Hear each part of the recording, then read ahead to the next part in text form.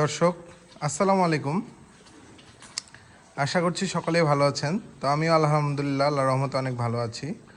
তো আমি ইতিপূর্বেই আমার খামারের বেশ কিছু গরু লাইভ ওয়েট এবং দাম সহ আমি আপনাদের কেটে দেখিয়েছিলাম। আপনারা তাতে ভালোই রেসপন্স করেছেন এবং আপনাদের যা কিছু জানার ছিল আপনারা যারা যতটুক জিজ্ঞেস করেছিলেন আমি সেই অনুযায়ী দেখানোর চেষ্টা করেছি। আর এর মধ্যেই আপনারা অনেকেই জানতে চেয়েছিলেন যে আসলে ক্রস জাতের গরু 400 থেকে 450 কেজি লাইভ ওয়েট এই ধরনের গরুগুলোর কেমন কি মাংস টিকে বা এর রেশিও কেমন কি আসে এই ধরনের কমেন্ট আপনারা অনেকেই করেছিলেন। তো আমি ইনশাল্লাহ আগামীতে চেষ্টা করব যে আমরা যেন সে ধরনেরই ভিডিও করতে পারি। তো আপনারা দেখতে পাচ্ছেন আমার খামারেরই গরু এগুলো মূলত ক্রস জাতের গরু। তো এই গরুগুলো আমি ইনশাল্লাহ আগামী কিছুদিনের মধ্যেই আশা করছি যে ইনশাল্লাহ রমজানে আমি গরুগুলো ইনশাল্লাহ আল্লাহ সহি সালামতে রাখলে আমি কেটে দেখানোর চেষ্টা করব যে এগুলোতে কেমন কি পার্সেন্টেজ আসে মাংসের, এবং লাইভ ওয়েট সহ দেখাবো। হ্যাঁ, যেহেতু আপনারা অনেকেই জানতে চেয়েছিলেন আর আমি আপনাদের বারবারই বলি আপনারা কমেন্টে আমাকে জানাবেন যে আপনাদের কারো কোনো কিছু জানার থাকলে, তো আমি সেই অনুযায়ী ভিডিও তৈরি করার চেষ্টা করব। তো এটি ছিল মূল বিষয়। এবং এর পাশাপাশি আপনারা অনেকেই জানতে চেয়েছিলেন যে আমরা মূলত মোটা তাজাকরণের ক্ষেত্রে গরুতে ঘাস খড় কীভাবে খাওয়াই। আমরা মূলত এগুলো ঘাস খড় চপার মেশিন দিয়ে আমরা কেটেই খাওয়াই। দেখতে পাচ্ছেন অলরেডি খেয়েও ফেলেছে। 1 থেকে 1.5 ইঞ্চি এমন সাইজেরই আমরা ঘাস খড় একত্রে কেটে খাওয়াই। তো আমি যদি আপনাদের দেখাই, তো সাথে থাকুন দর্শক। আপনারা এর আগেও অনেকবার দেখেছেন, এটি আমার মূলত চপার মেশিন 2 ব্লেডের। আমরা এখানে এই যে দেখতেই পাচ্ছেন দর্শক 1 থেকে 1.5 ইঞ্চি সাইজ,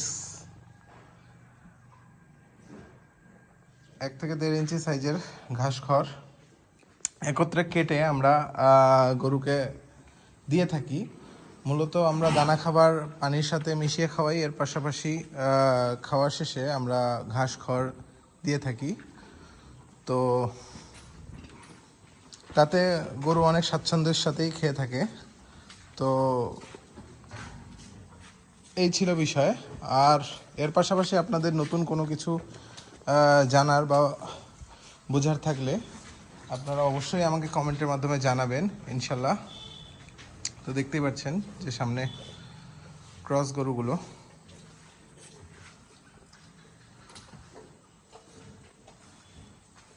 আমরা মূলত রোজার ঈদকে মাথায় রেখে ক্রস গরুটাই বেশি মোটা তাজাকরণের চেষ্টা করি, যেহেতু সে সময় মাংসের চাহিদা প্রচুর থাকে।